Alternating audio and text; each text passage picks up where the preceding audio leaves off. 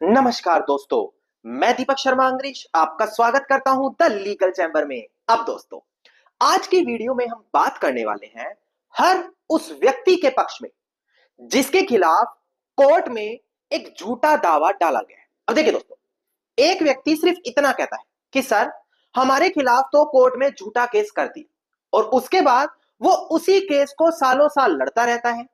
आखिरी में आकर या तो उस सामने वाली पार्टी से सेटलमेंट किया जाता है या फिर वो व्यक्ति आकर केस हार जाता है। पर जो आप लोगों ने इतने सालों तक हरासमेंट फेस की, जो आप लोगों ने इतने सालों तक खर्चा किया, उसका क्या होगा? ऐसे तो आपके ऊपर आकर कोई भी झूठा दावा डाल देगा, और आप लोगों को सही से गाइडेंस ना मिलने की वजह से आप लोग जीवन भर केस लड़ते रहेंगे। आज की वीडियो में मैं आपको यही जानकारी देने वाला हूं कि अगर कोई झूठा केस आप पर डाला गया है तो स्टेप बाय स्टेप आपको क्या करना है और कैसे उस सामने वाले व्यक्ति को सबक सिखाना है ताकि वो जिंदगी में दोबारा ऐसा किसी के साथ भी ना करे। अब दोस्तों, अगर आप लोगों को हमारी ये वीडियोस अच्छी लगती हैं, अगर आप लोगों को हमारी तरफ से किए गए एफर्ट्स अच्छे लगते हैं, तो मेरा आप लोगों से अनुरोध है, इस वीडियो को आप लाइक जरूर करें, ज्यादा से ज्यादा शेयर जरूर करें और अपना वैल्यूएबल कमेंट सेक्शन में जरूर लिखें। तो चलिए दोस्तों, अब आज की इस वीडियो को हम ज्यादा लंबा ना करते हुए आज की इस वीडियो को स्टार्ट करते हैं।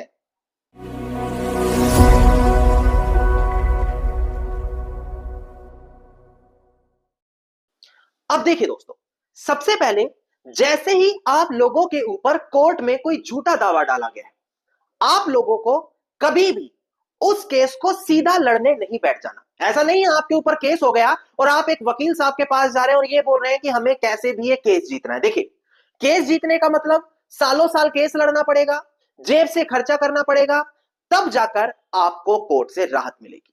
सबसे पहले आपका क्या मोटिव होना चाहिए कि किसी भी प्रकार से जो मेरे ऊपर ये दावा डाला गया है इसको शुरुआत में ही डिसमिस करवा दूं, मतलब कि वो केस शुरू में ही खत्म हो जाए। वो कैसे पॉसिबल है? उसके लिए आपको सीपीसी के अंदर दिए गए कुछ प्रावधान पर ध्यान देना है, जैसे कि ऑर्डर 7 रूल 11।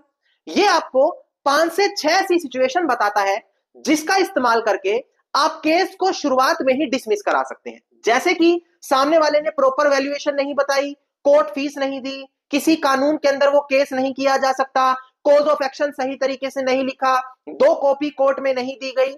ये कुछ बारीकी की ऐसी चीजें होती है जो एक अच्छा एडवोकेट आपको शुरू में ही गाइड करता है कि सामने वाले में अपने दावे में ये कमी छोड़ी है और उस आधार पर हम सीधा इसका केस डिसमिस करा सकते हैं। तो सबसे पहली कोशिश केस को डिसमिस कराने की होनी चाहिए, ना कि केस लड़ने की। अब मान लेते हैं सामने वाले ने केस झूठा डाला है पर काफी अच्छी तरीके से तैयार करके डाला है, तो ये एक बात आपको पता होनी चाहिए, इसको आप कड़वी सच्चाई भी कह सकते हैं, आपको अब वो केस पूरा लड़ना पड़ेगा। अब ऐसा नहीं है कि केस पूरा लड़ना पड़ रहा है तो आपको कोई राहत नहीं मिलेगी। अगर आप वीडियो में अब आगे बताए गए स्टेप्स फॉलो करते हैं तो आपको हर सिचुएशन में राहत मिलेगी। देखिए, सबसे पहले अगर सामने वाली पार्टी का आप केस मेरिट पर डिसमिस नहीं करा पाए तो अब आपको अच्छा और ज्ञानी एडवोकेट पकड़ना है ताकि जो सामने वाले ने झूठा दावा डाला है उसको उसी के केस में हराया जा सके। अब ध्यान दें, यहां पर हराने के लिए भी आपके पास प्रॉपर एविडेंस होने चाहिए और आर्ग्यूमेंट अच्छे आपको एडवोकेट को करने पड़ेंगे। कई बार ऐसा देखने को मिलता है कि प्रॉपर्टी पर हक आपका बनता है, आपका ही राइट है, पर सामने वाला झूठा दावा डालकर खुद को मालिक बताता है। ऐसी स्थिति में आपको सिर्फ केस नहीं लड़ना, क्योंकि लोग गलती करते हैं सिर्फ केस लड़ने बैठ जाते हैं। जी नहीं, आपको उसके खिलाफ एक काउंटर क्लेम कोर्ट में डालना पड़ेगा। आपको बोलना पड़ेगा कि सामने वाला व्यक्ति जो दावा लेकर आया है वो पूरा झूठा है, बल्कि मुझे कोर्ट से राहत मिलनी चाहिए कि मेरे पक्ष में अधिकार घोषित किया जाए। जब आप अपने पक्ष में उल्टा अधिकार घोषित कराना चाहेंगे तो वहां पर काउंटर क्लेम डालना अनिवार्य होगा। सिर्फ केस का जवाब देते हुए आप कभी भी अपने पक्ष में कोई अधिकार नहीं ले सकेंगे।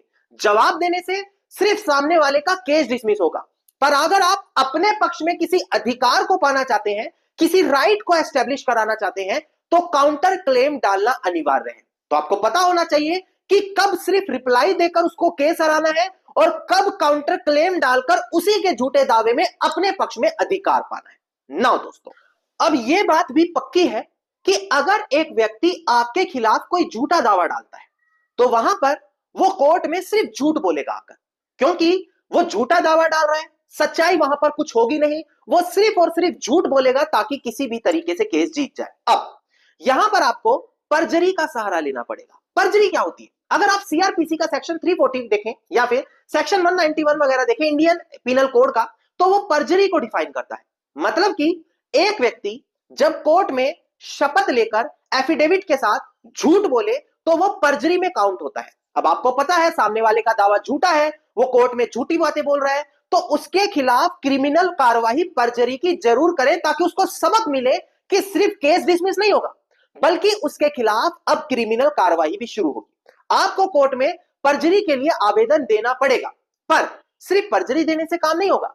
वो झूठ बोल रहा है इस चीज को साबित करने के लिए भी रेलिवेंट एविडेंस देने पड़ेंगे। अब देखिए, वो झूठ बोल रहा है, कल को वो केस भी हारेगा। वो केस हारेगा ही इसीलिए क्योंकि उसने झूठ बोला था, वो अपने केस को साबित नहीं कर पाया। अब वहीं आपको मौका मिल जाएगा परजरी की एप्लीकेशन कोर्ट में लगाने का। कई बार देखा जाता है लोग सिर्फ केस डिसमिस करा देते हैं, ना कोई काउंटर क्लेम करते, ना कोई परजरी डालते, कुछ समय बाद वो दूसरा केस डाल देता है, वो भी झूठा। इसीलिए ऐसी कंडीशन में खुद का बचाव करने के लिए परजरी का आवेदन देना जरूरी है, जहां पर उसको जेल जाना तय होता है। और ऐसा नहीं 1-2 साल, 7 सालों तक की सजा होने का प्रावधान दिया जाता है, इससे ज्यादा भी हो सकती है। तो परजरी जरूर आप उसके खिलाफ लगाए ना। परजरी चला गया हमारा क्रिमिनल केस। अब जो सिविल केस में आप राहत पा सकते हैं वो क्या क्या पा सकते हैं? देखिए, अगर आपके ऊपर झूठा दावा डाला है, आपकी मान को, प्रतिष्ठा को नुकसान हुआ है, जो आपकी समाज में इज्जत थी, आप पर दबाव बनाया, वो इज्जत खराब करी, उसके लिए आप डिफॉर्मेशन, मानहानि का मुकदमा जरूर करें।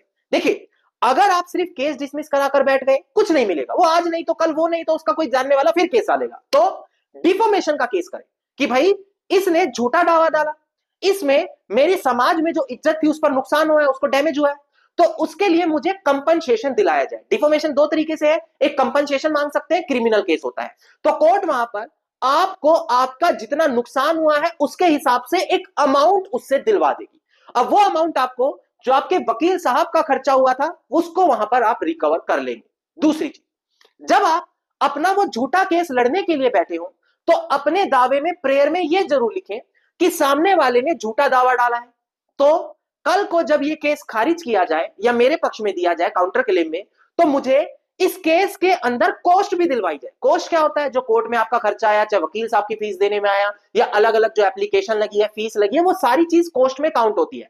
वो चीज आप वहां पर मांग सकते हैं। इसके अलावा अपने वकील साहब को स्पेशली बोले कि मुझे दावे में कंपनसेशन भी चाहिए। कंपनसेशन किसको बोला जाता है? मुआवजा, कि जो भी मुझे नुकसान हो रहा है, मेरा बहुमूल्य समय खराब हो रहा है कोर्ट कचहरी आने जाने में, वो मुझे कंपनसेशन के तौर पर बदले में पैसा दिलवाया जाए। यह भी चीज आपको अलग से प्रेयर में राहत मांगनी पड़ती है प्रॉपर प्रोविजन के साथ।